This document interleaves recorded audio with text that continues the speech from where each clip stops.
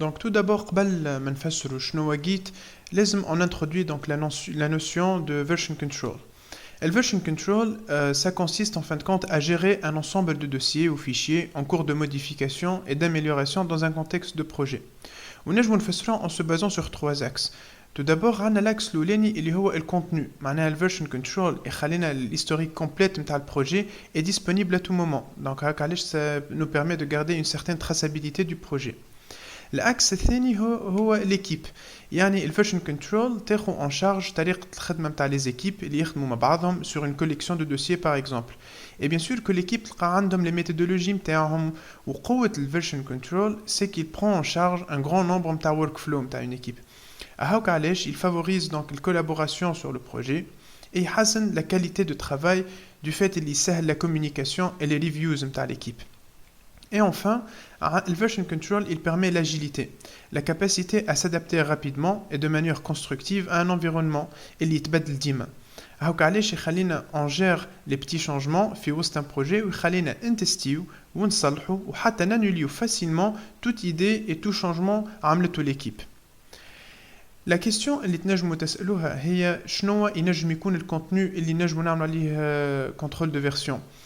أي contenu معناها que vous souhaitez améliorer en permanence يكون un bon candidat pour le contrôle de version. D'ailleurs, Git est couramment utilisé pour gérer le code source lié au projet logiciel. Git est vraiment قوي pour gérer un contenu textuel كيف ما هذاك. Par exemple, aussi le code est utilisé pour effectuer les tests et ces tests-là مثلا لازم يكونوا correctement gérés et généralement en constante amélioration. Le version control ne se limite pas à les projets liés aux développeurs.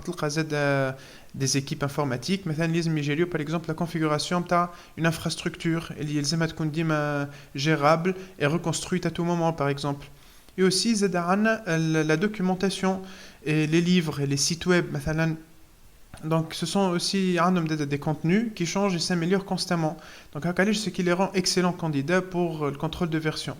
Encore une fois, tout contenu que vous voulez gérer correctement et améliorer continuellement, normalement devrait être géré avec le contrôle de version. Donc un système de contrôle de version distribué. Donc c'est un type de système de contrôle de version. Il présente généralement les caractéristiques. C'est chaque utilisateur a une copie locale de l'historique complet du projet, qui est connu sous le nom du repository. Nous voyons ici deux utilisateurs d'une équipe où chacun a une copie de l'ordinateur local. Même si les repos ils sont distribués parmi les membres de l'équipe, il y a aussi un seul et unique dépôt distant qui est la source de vérité ou l'état officiel du projet. Donc ce dépôt est généralement hébergé dans le centre de données ou dans le cloud.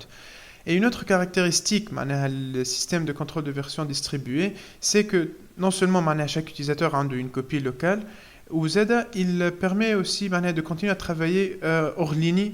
مش لازم ديما تكون connecté باش تقعد ديما تقدم في البروجي، تنجم تقدم même si صارت لك مثلا coupure نتاع connexion et tout.